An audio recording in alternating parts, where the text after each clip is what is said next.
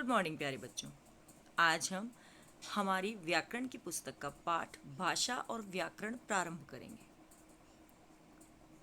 भाषा वो साधन है बेटा जो हमारे विचारों के आदान प्रदान करने के काम आता है। अब हमें विचारों के आदान प्रदान की क्या ज़रूरत है? ज़रूरत है बेटा क्योंकि हम एक समाज में रहते हैं। हमारे आसपास हमारी ही तरह अनेक लोग रहते हैं। हम उन लोगों के साथ जीते हैं, अपना सुख दुख उनके साथ बांटते हैं, अपने विचार उनके साथ शेयर करते हैं, है ना। तो इन्हीं सारी ज़रूरतों के लिए हमें भाषा की ज़रूरत होती है कि अपने भावों और विचारों को व्यक्त करने का साधन भाषा है। और क्योंकि हम सामाजिक प्राणी हैं इसीलिए हम अपने भावों और विचारों को एक दूसरे के साथ बांटते हैं और हम भाषा का प्रयोग करते हैं। यदि भाषा ना होती तो कुछ भी प्रचार नहीं हो सकता। भाषा वह साधन है जिसके द्वारा मनुष्य अपने मन के भावों और विचारों को बोलकर और लिखकर प्रकट करता है और जो सुनने वाला होता है उससे सुनकर या पढ़कर समझता है कि अपने विचारों का आदान प्रदान बोलकर, सुनकर, लिखकर व पढ़कर प्रकट करते हैं और इसे ही हम भाषा कहते हैं कि मैं जो अभी बात बोल रही हूँ तुम उस बात को सुनकर समझ रहे हो और तुम्हें जब मैं प्रश्न उत्तर करने को देती हूँ तुम लिखते हो तो मैं उन्हें पढ़कर समझती हूँ। अभी भी जो हम ये पाठ पढ़ रहे हैं तो हम जो ये लिखा हुआ दिखाई दे रहा है उसे पढ़कर बातों को समझ रहे हैं। अब देखो इन चित्रों को देखो, यहाँ पर बोर्ड पर कुछ साइन बने हैं। जैसे एक बोर्ड पर लगा है हॉर्न लगाकर क्रॉस, मतलब यहाँ हॉर्न नहीं बजाना है, यहाँ पर बहुत गहरा वाला यू टर्न नहीं लेना है ना। ऐसे जो चित्र होते हैं बेटा वो हम प्रायः सड़कों के किनारे या सार्वजनिक स्थलों पर देखते हैं। ठीक है, इस भाषा को संकेत की भाषा कहते हैं और बहुत बार संकेत वाली भाषाओं से बातें समझी जाती है, लेकिन हर जगह इन्हें प्रयोग करना गलत होता है। हो सकता है आपने जो संकेत किया है मैंने कोई और अर्थ निकाला, किसी और ने कोई अर्थ निकाला, है ना। तो वो अर्थ यदि अलग अलग हुए तो उन संकेतों का देना व्यर्थ हो जाता है। इसलिए संकेत को हम एक ऑथेंटिक, एक प्रमुख भाषा के रूप में या अभिव्यक्ति के लिए प्रयोग में नहीं ला सकते। हमें अपने बातों को कहने के लिए भाषा की ही ज़रूरत होती है और भगवान ने ये वरदान सिर्फ मनुष्यों को दिया है कि वो भाषा का प्रयोग कर सकते हैं, बोलकर अपनी बात को समझा सकते हैं। कि ठीक है, जो एनिमल्स होते हैं, जानवर होते हैं, पशु पक्षी होते हैं ये भी किसी ध्वनि के तरह का प्रयोग करके अपनी बातों को समझाते हैं, लेकिन उन ध्वनियों को भाषा नहीं कहा जा सकता। तो भाषा किसे कहते हैं, है ना, कि वे ध्वनि चिन्ह। हम भी क्या करते हैं जब बोलते हैं तो ध्वनियाँ निकालते हैं, लेकिन हर ध्वनि के लिए एक चिन्ह फिक्स है। जैसे ही मैंने बोला बच्चों तो मैंने ब बोला, च बोला, तो सबके लिए एक फिक्स चिन्ह है ना। तो वे ध्वनि चिन्ह जिनके माध्यम से मनुष्य अपने भावों और विचारों को व्यक्त करता है भाषा कहलाती है। ठीक है ना, कि भाषा विचारों के आदान प्रदान का प्रमुख साधन है और वे ध्वनि चिन्ह जिनके माध्यम से मनुष्य अपने भावों और विचारों को प्रकट करता है भाषा कहलाती है। अब भाषा के कितने रूप होते हैं? तो भाषा के दो रूप होते हैं, मौखिक और लिखित। मौखिक दो शब्दों से मिलकर बना है, मुख प्लस इक उसमें प्रत्यय है। ऐसे ही लिखित, लिख प्लस इत उसमें प्रत्यय है ना। तो मौखिक भाषा, अब मुख आया है ना। तो भाषा का वह रूप जिसमें वक्ता अपनी बात बोलकर समझाता है और श्रोता उस बात को सुनकर समझता है, मौखिक भाषा कहते हैं। जैसे सौम्या ने अपनी कक्षा में एक पहेली पूछी, है ना। जैसे मैं आपसे पूछूं कि कटोरे में कटोरा बेटा बाप से भी गोरा, मैंने पहेली पूछी, आपने उसको सुनी और आपने फट से उत्तर दिया, क्या दिया? नारियल, है ना। यहाँ सौम्या ने क्या पूछी? तुम न बुलाओ मैं ना आऊँगी, न भाड़ा न किराया लूँगी, घर के हर कमरे में रहूँगी, पकड़ न मुझको तुम पाओगे, मेरे बिन तुम न रह पाओगे, बताओ कौन? यस, अभी जिसकी सबसे ज़्यादा आवश्यकता है बेटा आज के सिनेरियो में, है ना, हवा। ओके, वो बिना बुलाए आती है, कोई किराया नहीं लेती है, हम पकड़ नहीं पाते हैं, और वो अपनी इच्छा से आती है और जाती है। तो उत्तर क्या हुआ? हवा, है ना। तो सौम्या ने जो पहेली पूछी, बच्चों ने सुनकर उसका उत्तर दिया। तो बोलकर जिस भाषा में बात कही जाती है और सुनने वाला सुनकर यदि उस बात को समझता है, तो जिस भाषा के रूप का इसमें प्रयोग किया गया है वो कौन सा है बेटा? मौखिक। ठीक है। अब इसमें फोन पर बात करना, रेडियो पर समाचार सुनना, टेप रिकॉर्डर में गाने सुनना, है ना, लाउड स्पीकर का प्रयोग, कहानी सुनना, गाने सुनना, भजन सुनना, ये सब भाषा के मौखिक रूप में आते हैं। ठीक है। दूसरा जो रूप है बेटा वो है हमारा लिखित भाषा, कि भाषा के जिस रूप में एक व्यक्ति लिखकर अपने विचारों को व्यक्त करता है तथा दूसरा व्यक्ति पढ़कर उसके विचारों को समझता है ना। कि जैसे अखबार में सारे समाचार छपे हुए लिखे हुए होते हैं, हम पढ़ते हैं और उन सारे समाचारों को समझते हैं, है ना। कि जैसे देखो यहाँ पर बच्चे ने एक विज्ञापन सुंदर सा तैयार किया है और उसकी मम्मी उस विज्ञापन को देखकर समझ रही है कि एक पेन का विज्ञापन है जिसमें पेन की विशेषताएं बताई गई, है ना। तो बच्चे ने लिखा और माँ ने उसे पढ़कर समझा। तो भाषा का जो लिखित रूप होता है बेटा ये स्थायी होता है, लेकिन इसके प्रयोग के लिए एक औपचारिक प्रशिक्षण की आवश्यकता होती है, बोलने के लिए नहीं।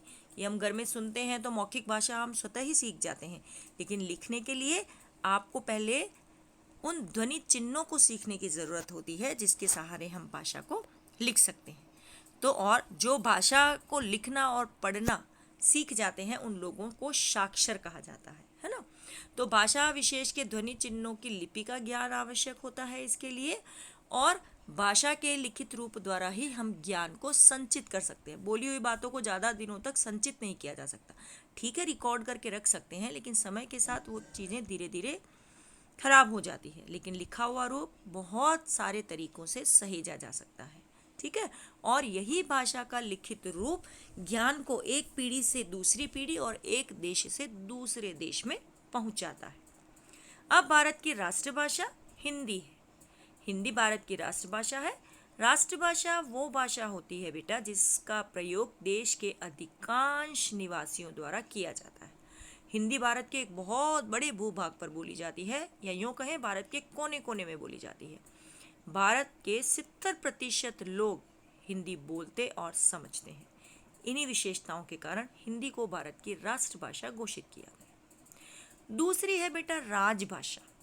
राजभाषा का अर्थ है राजकाज की भाषा की, ऑफिस में जो वर्क होता है, अर्थात जिस भाषा का देश के कार्यालयों में राजकाज के लिए प्रयोग किया जाता है उसे राजभाषा कहते हैं।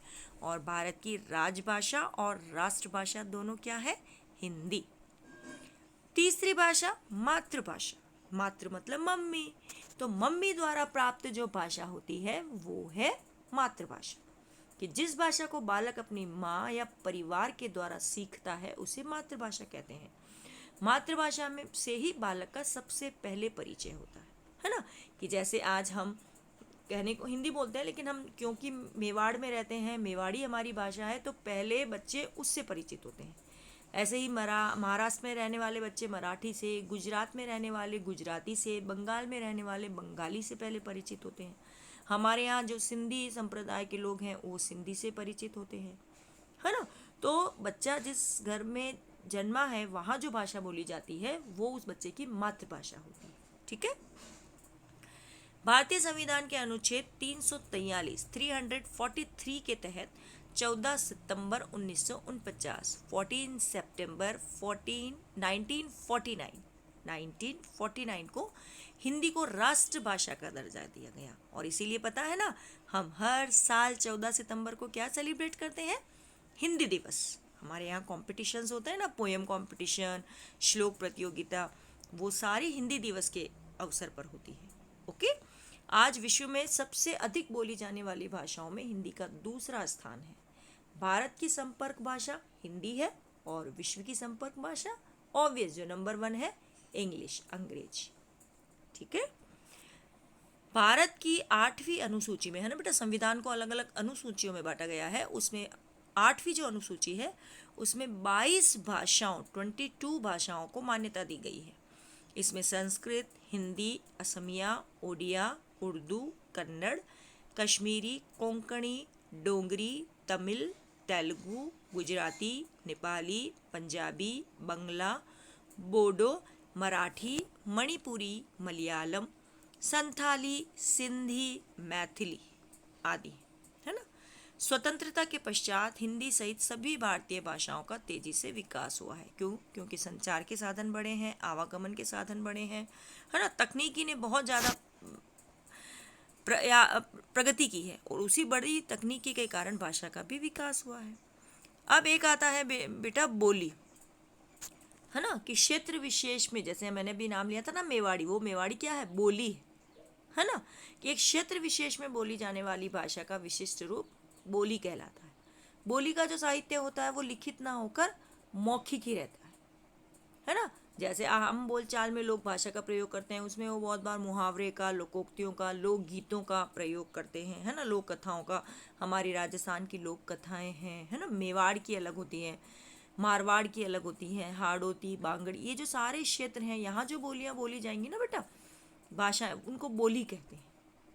ठीक है, ये एक विशेष अंचल में ही प्रयुक्त होती है और लिखित साहित्य के अतिरिक्त अन्य सभी प्रकार का सौंदर्य बोली में होता है, लेकिन बोली का लिखित साहित्य नहीं होता है। और क्योंकि ये सिर्फ बोली जाती है, इसीलिए थोड़ी थोड़ी दूरी पर इनका रूप बदल जाता है। ये तो लिखा हुआ रूप है तो वो यहाँ से वहाँ सब जगह प्रचलित है, लेकिन बोलते हैं, आज अपने यहाँ भी नोटिस करना कि हम चित्तौड़ के लोग जो मेवाड़ी बोलते हैं और उदयपुर के लोग जो बोलते हैं उसमें थोड़ा सा अंतर है ना। जैसे भरतपुर के लोग अपने यहाँ की लोकल लैंग्वेज बोलते हैं तो उनका टोन अलग आता है। तो ये बोलियाँ हैं जो अलग अलग क्षेत्रों में बोली जाती हैं। तो क्षेत्रों के आधार पर हिंदी बोली को 5 भागों में बांटा गया है: पूर्वी हिंदी, पश्चिमी हिंदी, राजस्थानी हिंदी, पहाड़ी हिंदी और बिहारी हिंदी। अब पूर्वी हिंदी के पूर्व के जो स्टेट जो हिंदियों का प्रयोग करते हैं, है ना। अब हिंदी तो वही है, लिखने में वही है, लेकिन क्या होता है बेटा, क्षेत्र के साथ उसके टोन में, बोलने के तरीके में और शब्दों में थोड़ा सा परिवर्तन हो जाता है। तो इसीलिए उसे अलग अलग भागों में बांट दिया गया है। जैसे पूर्वी हिंदी में अवधी, बघेली, छत्तीसगढ़ी, ठीक है। पश्चिमी हिंदी में खड़ी बोली, हरियाणवी, ब्रजभाषा, बुंदेली, कन्नौजी। राजस्थानी में जयपुरी, जोधपुरी, मेवाड़ी, हाड़ौती, मेवाती, ये सारे राजस्थान के अलग अलग भाग हैं बेटा। पहाड़ी में गढ़वाली, हिमाचली, कुमाऊनी, मंडियाली आदि। और बिहारी हिंदी में मैथिली, मगही, भोजपुरी, अंगिका, वज्जिका आदि। ठीक है। और जब बोली थोड़ी बड़ी हो जाती है, क्षेत्र बड़ा हो जाता है, जैसे एक सिर्फ हमारे भीलवाड़ा चित्तौड़ में कोई भाषा बोली जा रही है तो वो बोली है, लेकिन जैसे ही राजस्थान में कोई भाषा बोली गई वो उपभाषा हो जाती है ना। कि जब बोली का क्षेत्र बढ़ जाता है और उसमें साहित्य रचना होने लगती है तो वो बोली उपभाषा बन जाती है। जैसे खड़ी बोली, मैथिली, अवधी, ब्रजभाषा, इवन राजस्थानी भाषा, कि हमारे राजस्थानी भाषा में बहुत सारे साहित्य हैं, बहुत गीत हैं, बहुत प्रसिद्ध लेखक और कवि हुए हैं, उन्होंने बहुत सारी साहित्य की रचना की। तो जब बोली का क्षेत्र बढ़ जाता है तो उनमें साहित्य रचना होने लगती है और तब उसे उपभाषा कहा जाता है। भाषा और बोली में क्या अंतर है बेटा?